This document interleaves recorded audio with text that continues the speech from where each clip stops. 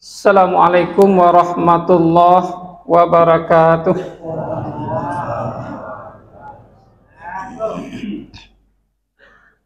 Allahu akbar, Allahu akbar, Allahu akbar.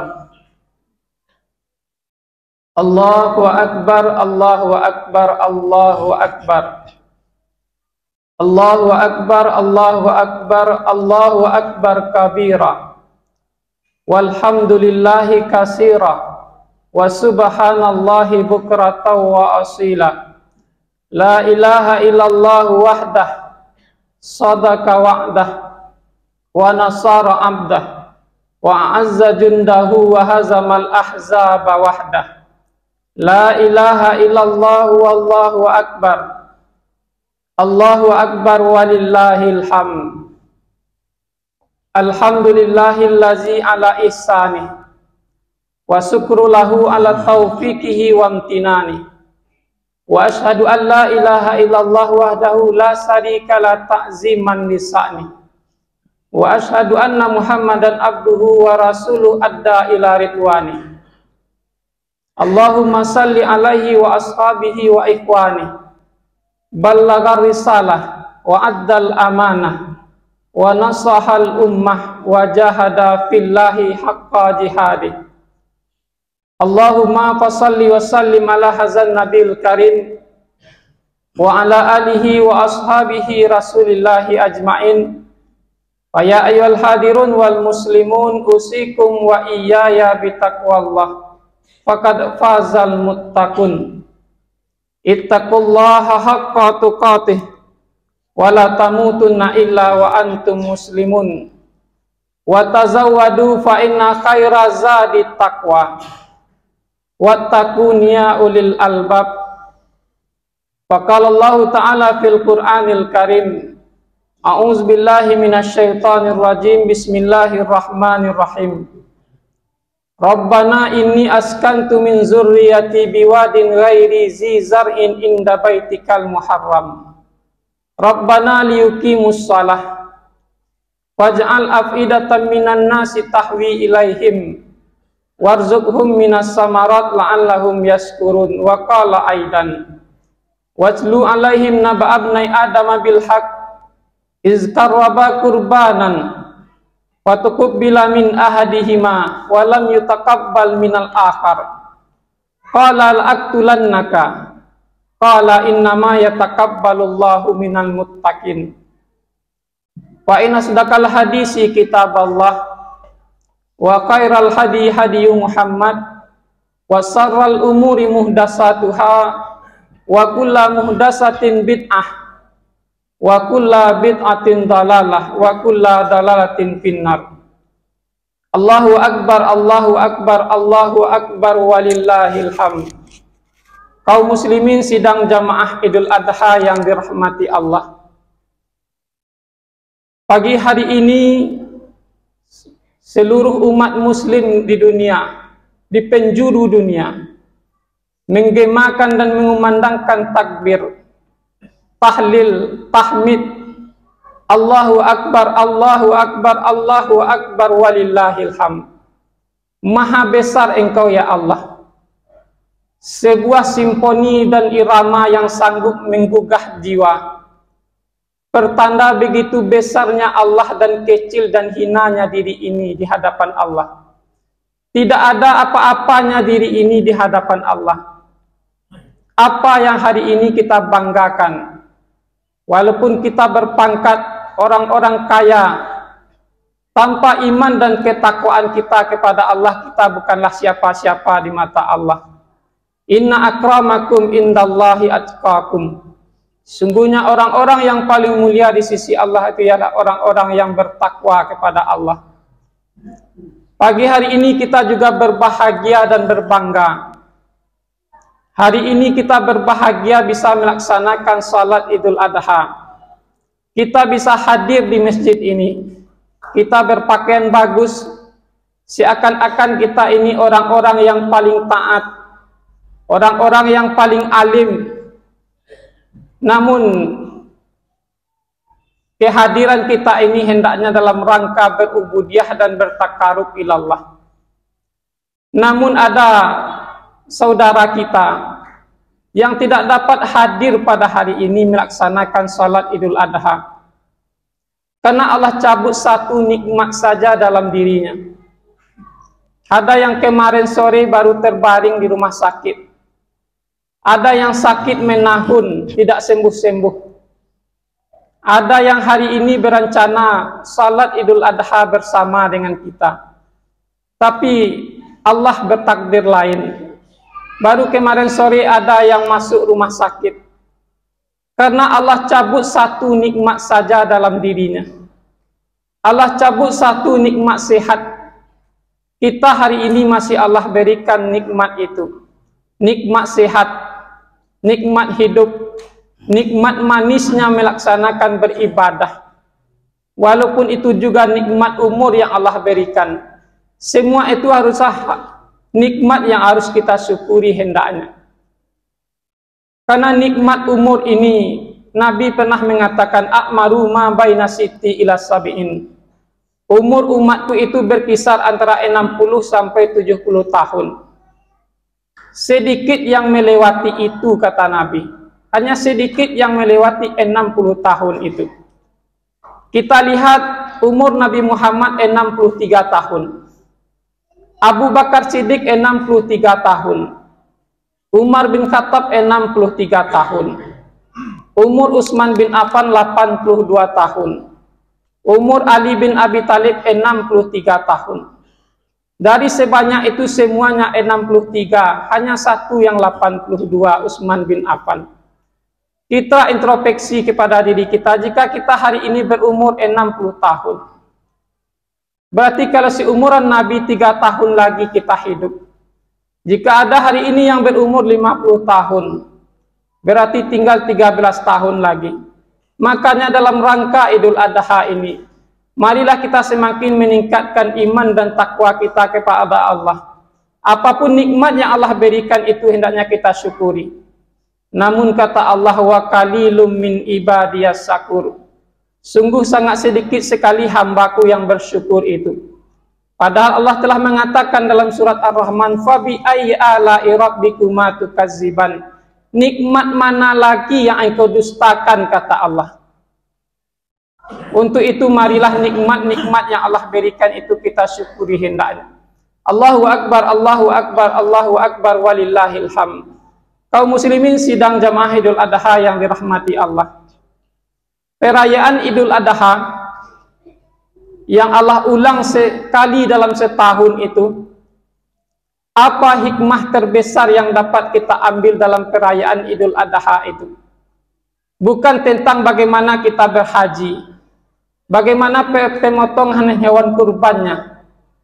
Namun Idul Adha yang Allah ulang satu kali dalam setahun itu, apa hikmah terbesarnya adalah menandai kehidupan Nabi Ibrahim dalam keluarganya.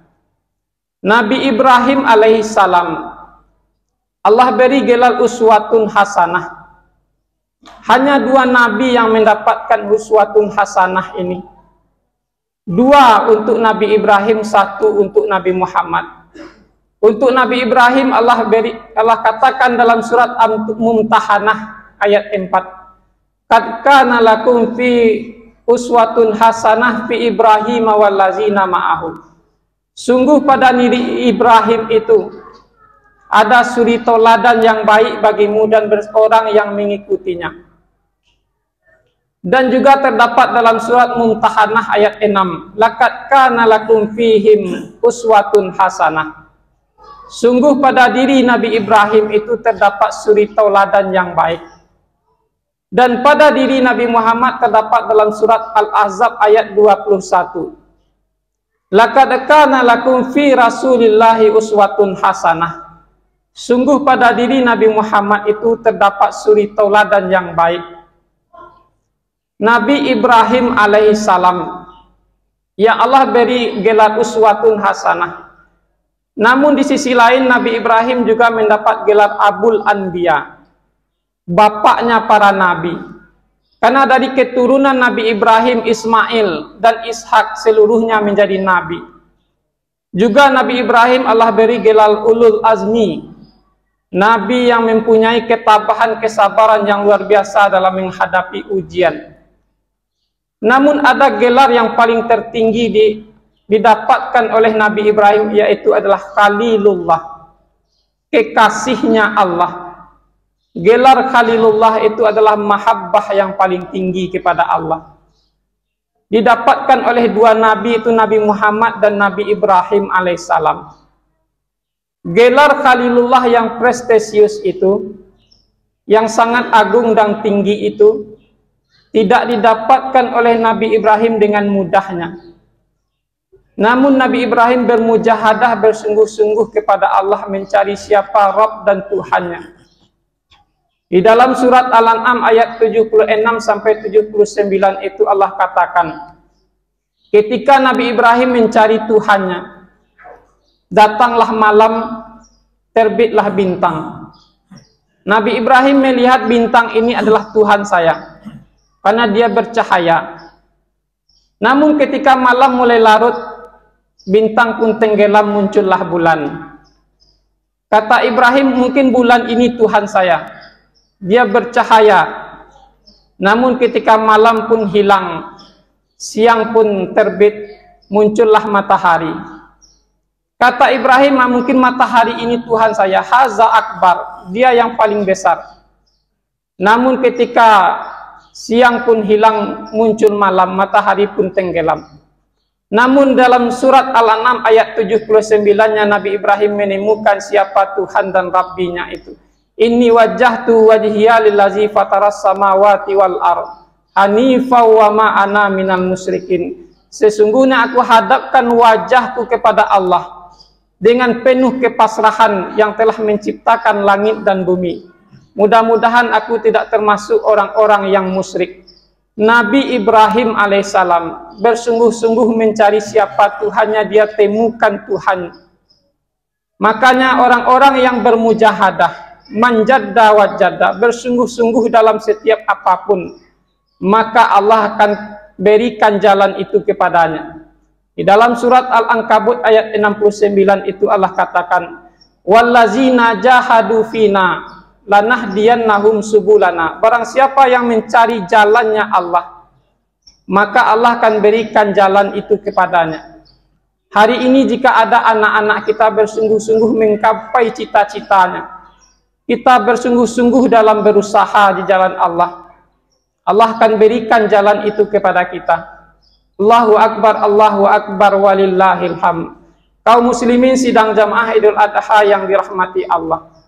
Setelah Nabi Ibrahim menemukan siapa Tuhan dan Rabbinya itu, mulailah dia mengajak rajanya, Raja Namrud, diajaknya orang-orang masyarakatnya, sampai dia dibakar hidup-hidup. Makanya ketika kita beriman, yang damirnya asyhadu, saya bersaksi, namun ketika kita beribadah, Allah tidak mengatakan a'budu, tapi Allah ganti damirnya dari asyhadu menjadi na'budu. Iyyaka na'budu wa iyyaka nasta'in. Apa artinya? Ketika kita beriman secara sendirian, maka untuk beribadah kita tidak boleh beribadah secara sendirian. Kita harus berisaleh secara bersama-sama. Jangan hanya menjadi saleh secara pribadi, tapi jadilah saleh secara bersama-sama. Makanya kita menjadi iyyaka na'budu wa iyyaka nasta'in. Kami menyembah. Makanya Imam An-Nawawi di dalam kitabnya berjudul Riyadus Shalihin, agar kita menjadi Riyadus Shalihin, saleh secara bersama-sama. Bukan dikatakan Riyadus Saleh, tapi Riyadus Shalihin, agar kita saleh secara bersama-sama. Nabi Ibrahim mengajak orang-orang kampungnya sampai dia dibakar hidup-hidup. Raja Namrudnya, kemudian diajak ayahnya bernama Azar, seorang pembuat patung. Namun apa kata ayah Nabi Ibrahim di dalam surat Maryam ayat 46 itu? Qala araghibun anta an alihati ya Ibrahim. Wahai Ibrahim, sampai kapan engkau membenci Tuhanku berhala ini? La illam tantahi la arjumannaka wahjurni maliya. Jika engkau tidak berhenti membenci Tuhanku ini, maka aku akan rajam engkau jika tidak engkau pergi dari selamanya daripadaku, kata Azar. Namun apa jawab Ibrahim di dalam surat Maryam 47-nya? Qala salamun alaika sa'astaghfiru laka rabbi innahu kana bi hafiya. Aku mudah-mudahan keselamatan selalu tercurah kepadamu wahai ayah. Sa'astaghfiru laka rabbi, aku memohon ampunkan untukmu kepada Tuhanku. Innahu kana bi hafiya, sesungguhnya Tuhanku amat baik kepadaku.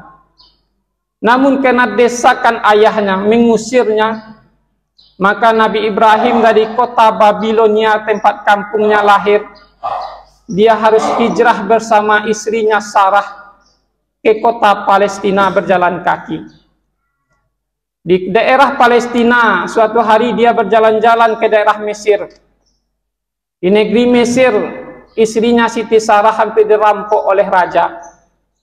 Namun berkat pertolongan Allah, raja menghadiahkan seorang budak bernama Hajar kepada Nabi Ibrahim. Maka setelah di Mesir dia berbalik ke Palestina, hiduplah Nabi Ibrahim bersama seorang budaknya Hajar di Palestina. Namun Ibrahim ini tidak juga dikarunia anak. Akhirnya Nabi Ibrahim menikahi budaknya bernama Hajar. Selama 80 tahun Nabi Ibrahim berdoa dalam surat As-Saffat ayat 100 itu. Rabbi habli minas salihin, ya Allah, anugerahkanlah kepadaku anak yang saleh selama 80 tahun. Akhirnya Nabi Ibrahim Allah berikan anak dari rahim Hajar bernama Ismail. Ismail adalah bahasa Sirania. Isma adalah didengar, El adalah Allah. Artinya doa Nabi Ibrahim itu Allah dengar, bernama Ismail alaihissalam. Namun ketika Nabi Ibrahim baru saja dianugerahi Allah anak Ismail alaihissalam, datang perintah oleh Allah, Ismail bersama Siti Hajar dan Nabi Ibrahim harus hijrah dari Palestina ke Mekah, meletakkan istri dan anaknya di Baitullah di Mekah itu. Karena Ka'bah ketika manusia belum ada telah Allah bangunkan untuk manusia rumah pertama, yaitu Ka'bah. Di dalam surat Maryam ayat 96 Allah katakan, Inna awala baitin wudi'a lin-nasi lallazi bi Bakkatin mubarakan wa hudal lil alamin. Sesungguhnya rumah yang Allah bangunkan pertama kali untuk manusia adalah Bakkah, Mekkah, Baitullah, wa hudal lil alamin, mudah-mudahan menjadi petunjuk bagi seluruh alam. Dibawalah istrinya Hajar bersama Ismail, diletakkan di lembah yang tandus itu. Berjalan kaki dari Palestina menuju Mekah. Setiba di Mekah di lembah yang tandus itu, Siti Hajar bertanya kepada Ibrahim, Ahaza min amrillah. Wahai Ibrahim, apakah ini perintah Allah? Apa jawab Nabi Ibrahim tanpa menoleh? Bala, iya, ini perintah Allah. Namun apa jawaban Hajar ketika itu? Laukana ahaza min amrillah la rasbir.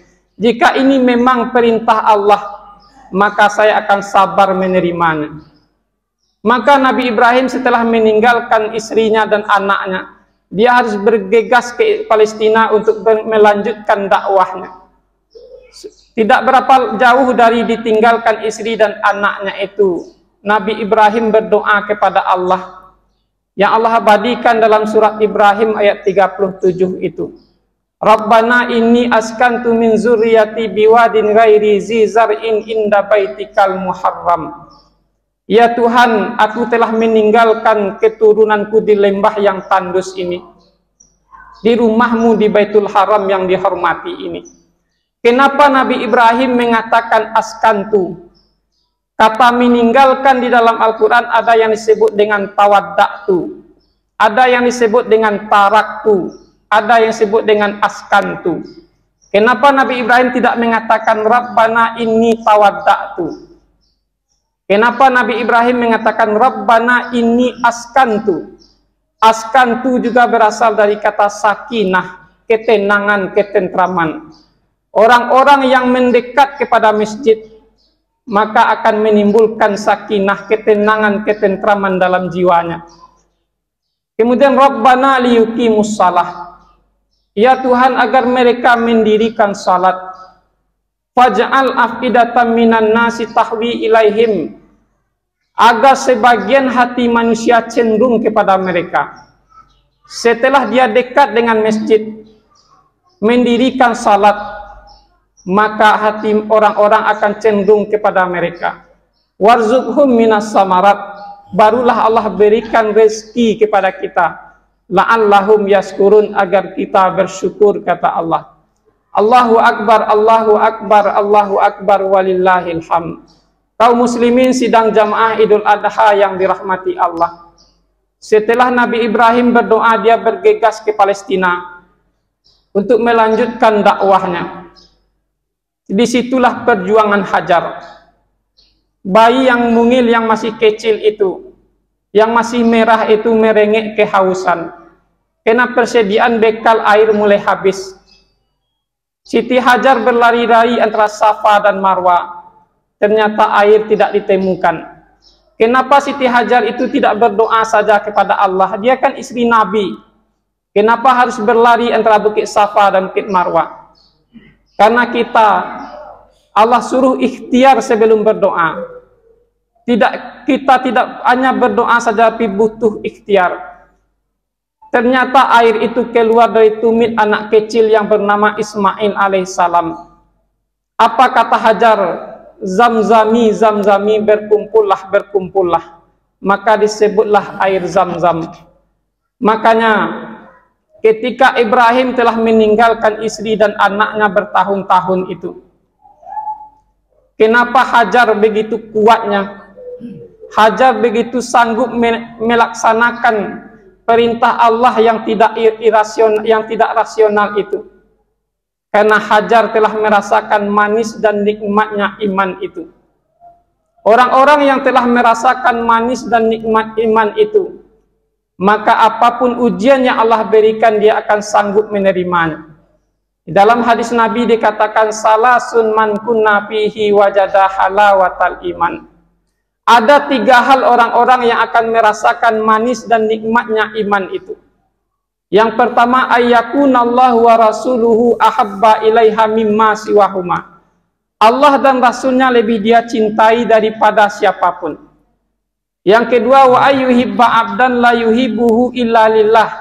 Dia mencintai sesama hamba ini. Hajar mencintai suami dan anaknya hanyalah lillah, karena Allah. Yang ketiga adalah wa ayyakraha ayyauda fil kufri ba'da iz ankazahullahu kama yakraha ayyukzafa finnar. Dia benci kepada kezaliman, kekafiran, kebatilan sebagaimana bencinya kepada api neraka.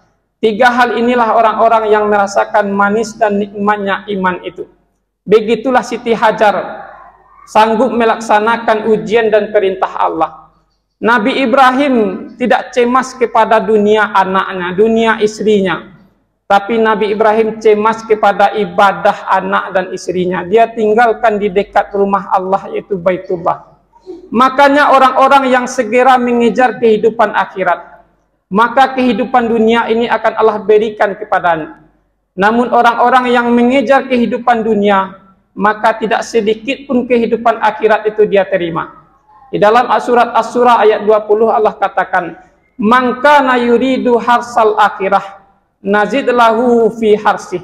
Barang siapa yang mengejar kehidupan akhirat, maka kehidupan dunia ini akan Allah berikan kepadanya.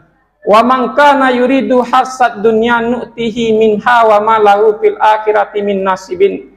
Orang-orang yang mengejar kehidupan dunia, kehidupan akhirat itu tidak sedikit pun Allah berikan kepadanya. Akhirat itu lepas daripadanya. Begitulah orang-orang yang terlalu mengejar kehidupan dunia. Allahu Akbar, Allahu Akbar, Allahu Akbar, walillahil hamd. Kaum muslimin sidang jamaah Idul Adha yang dirahmati Allah.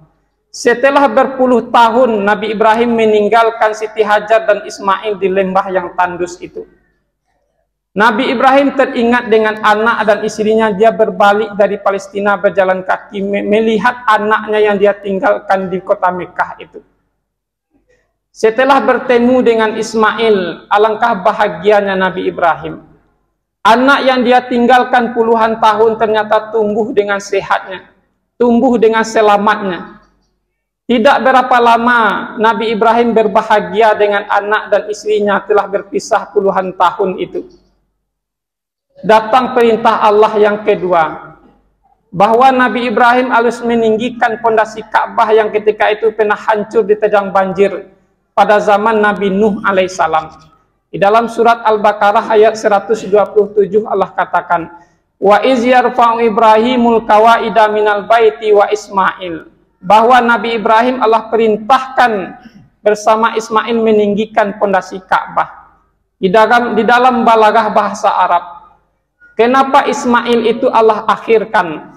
Allah bisa saja mengatakan wa iz yarfa'u Ismailul qawaida minal baiti wa Ibrahim.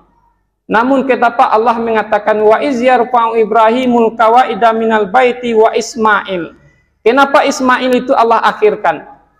Karena peran Ismail itu kecil, tidak sama dengan peran ayahnya yang begitu besar Ibrahim. Ketika Ibrahim meninggikan pondasi Ka'bah, langkah pertamanya disebut dengan makam. Sekarang ada makam Ibrahim. Di sudut lain Ismail melihat peran ayahnya yang begitu besar. Timbul belas kasihan dalam hatinya untuk membantu ayahnya. Di sudut lain diambilnya batu-batu, dalam bahasa Arab disebut hajar. Setelah batu itu dipasang disebut hijir Ismail. Sekarang ada namanya hijir Ismail. Apa hikmahnya? Jika bapak-bapak sekarang sedang bekerja di sawah, sedang kepanasan, dilihat oleh anak kita, adakah timbul oleh anak kita belas kasihan untuk membantu ayahnya? Ibu-ibu yang di rumah bekerja di dapur memasak, dilihat oleh anak kita, apakah anak kita ada timbul belas kasihan untuk membantu ibunya? Kalau tidak ada, keteladanan Ibrahim apa yang kita terapkan sampai hari ini? Allahu Akbar, Allahu Akbar, Allahu Akbar, walillahil hamd. Kaum muslimin sidang jamaah Idul Adha yang dirahmati Allah, setelah datang perintah yang kedua, Allah berikan perintah yang ketiga kepada Nabi Ibrahim. Inilah puncaknya. Di dalam surat As-Saffat ayat 102 Allah katakan, ya bunayya inni ara fil manami anni azbahuka fanzur maza tara. Wahai anakku, kata Ibrahim, tadi malam ayah bermimpi ingin menyembelihmu. Bagaimana pendapatmu? Apa jawaban Ismail alaihissalam ketika itu? Ya abatif al ma tu'mar satajiduni insyaallah minas sabirin. Wahai ayah, sekarang juga laksanakan. Mudah-mudahan aku menjadi orang-orang yang sabar. Ya bunayya itu adalah panggilan terkasih. Ya abatif al itu adalah panggilan tersayang. Jika ibu-ibu memanggil anaknya, ayah-ayah memanggil anaknya dengan panggilan tersayang, maka secara spontan anak akan memanggil orang tuanya dengan panggilan tersayang. Kita panggil anak kita dengan panggilan terkasih, wahai anakku. Maka secara spontan anak akan memanggil orang tuanya dengan panggilan tersayang. Begitulah Nabi Ibrahim alaihissalam kepada anaknya. Namun ketika Ismail mau dikorbankan, mau disembelih, di dalam buku Ustadz Umar Ahmad Faraja dijelaskan, ada 3 hal yang Ismail katakan kepada Ibrahim ketika itu. Apa kata Ismail? Wahai ayahku, kencangkan ikatanku ini, agar aku tidak meronta-ronta ketika engkau sembelih. Yang kedua kata Ismail, wahai ayah, tajamkan pisaunya, agar ketika engkau menyembelih aku tidak merasa kesakitan. Yang ketiga kata Ismail, wahai ayah, lipat gamisku yang paling luar ini dan berikan kepada ibundaku Hajar sebagai kenang-kenangan. Allahu Akbar, walillahil hamd. Kaum muslimin sidang jamaah Idul Adha yang dirahmati Allah. Ibadah kurban adalah ibadah yang pertama yang dilaksanakan oleh Nabi Adam alaihissalam. Kita lihat ketika itu, anak Nabi Adam bernama Habil dinikahkan oleh Nabi Adam dengan saudaranya Kabil Iklimah yang cantik jelita. Namun Kabil dinikahkan oleh Adam dengan saudara kembarnya Habil bernama Labuda yang tidak cantik. Lantas Kabil tidak terima. Namun Abi Adam menyuruh dia untuk berkurban. Kurban siapa yang diterima, maka dialah yang berhak menikahi Iklimah. Ternyata kurban yang diterima adalah kurbannya Habil. Waslu alaihim naba abnai Adam bil haq iz qarraba qurbanan fatuqbila min ahadihima wa lam yutakabbal minal akhar. Namun apa kata Kabil kepada Habil? Qala la'aqtulannaka. Maka sungguh aku akan membunuhmu, kata Kabil. Namun apa jawab Habil? Qala innama yatakabbalullahu minal muttaqin. Sesungguhnya Allah hanya menerima kurban orang-orang yang bertakwa. Makanya kurban itu adalah bukan hanya menyembelih hewan kurbannya, bukan bagaimana kita banyak untuk berkurban, tapi adalah menyembelih kehewanan dan kepuasan diri kita. Kita lihat Kabil, karena kedengkiannya kepada Habil, Adam menyuruhnya berkurban. Apa hikmahnya? Agar dengan kurban itu sanggup menyembelih kehewanan, kedengkian, kedendaman kita. Jika hari ini kita telah berkurban, namun setelah lewat hari ini masih timbul kedengkian, kedendaman sesama kita, maka sejatinya kurban kita belum Allah terima. Untuk itu ada nenek-nenek yang berumur 90 tahun. Setiap hari dia tabungkan celengan atas pemberian anaknya. Setiap hari dia tabungkan selama puluhan tahun. Setelah celengan itu dibuka, alangkah bahagianya nenek ini. Hasil celengannya itu sanggup membeli satu hewan kurban. Dia telah sanggup menyembelih kehewanan dirinya. Dia telah sanggup menyembelih kepuasan dirinya. Untuk itu, hari ini kita melihat peristiwa-peristiwa kurban itu juga banyak terjadi kesalahan-kesalahan di tengah-tengah masyarakat kita. Yang pertama adalah orang-orang yang berkurban tidak meluruskan niatnya untuk berkurban. Ada orang yang berkurban 3 ekor sapi, 2 ekor sapi.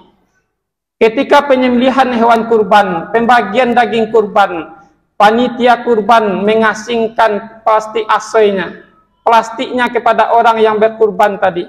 Dengan bangganya dia tenteng pulang, seakan-akan dia orang-orang yang sanggup berkurban. Saya ini adalah orang kaya yang sanggup berkurban. Maka tolong luruskan niat. Yang kedua, kesalahan berkurban hari ini adalah tidak memerhatikan adab terhadap hewan kurban. Yang pertama, memisahkan tempat penyembelihan sapi kurban dengan sapi yang masih hidup. Yang kedua adalah tajamkan pisaunya. Wa iza zabahtum fa ahsinu zabha. Jika kamu hendak menyembelih, kata Nabi, tajamkan pisaunya. Yang ketiga adalah panitia kurban tidak berhak mendapatkan daging kurban. Panitia kurban berbeda dengan panitia zakat. Panitia zakat adalah amil zakat yang berhak mendapatkan zakat. Namun panitia kurban adalah wakil dari sahibul kurban, tidak berhak mendapatkan jatah kurban. Orang-orang panitia kurban yang menjadi tukang jagal hewan kurban, tukang sembelih hewan kurban, tidak berhak mendapatkan daging upah dari daging kurban itu. Ali bin Abi Thalib pernah ditugaskan Nabi untuk menyembelih hewan kurbannya. Namun Ali bin Abi Thalib tidak memberikan upah tukang jagal hewan kurban itu kepada orang yang menyembelihnya. Nabi mengatakan, nahnu nu'tihi min indina. Kami yang memberikan upah tukang sembelih itu dari uang kami, kata Nabi. Namun bagaimana solusinya?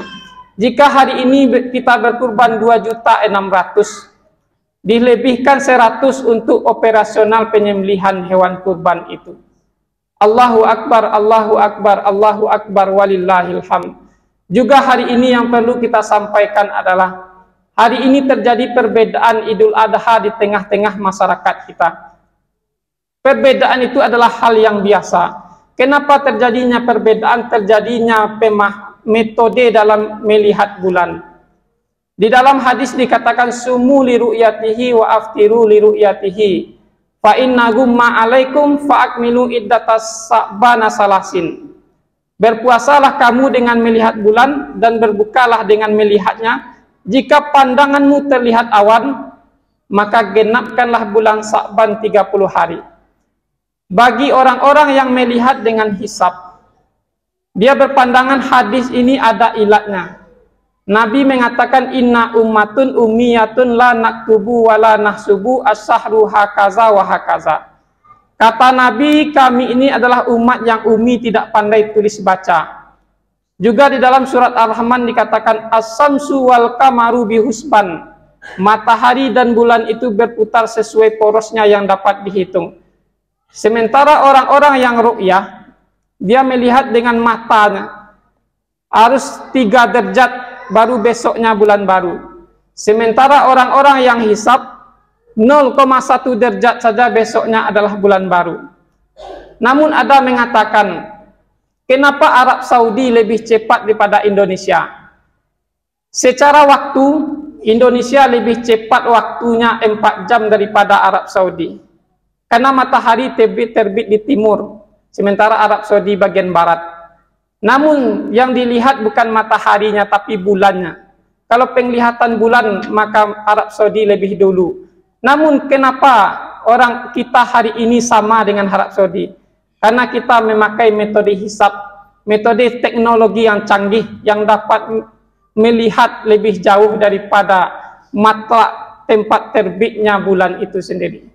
Allahu Akbar, Allahu Akbar, Allahu Akbar walillahil hamd. Makanya perbedaan ini jangan kita jadikan perpecahan. Maka kita sikapi perbedaan ini dengan bijaksana. Untuk itu, apa yang kita dapat kita ambil dari hikmah Nabi Ibrahim itu? Yang pertama adalah, seberapa dekat pun kita kepada Allah, kita akan selalu diuji oleh Allah. Dalam surat Al-Ankabut ayat 2 Allah katakan, ahasiban nasi ayutraku ayakulu amanna wahum la yuftanun. Apakah kamu dibiarkan saja mengatakan ayakulu amanna wahum la yuftanun sebelum kamu diuji oleh Allah?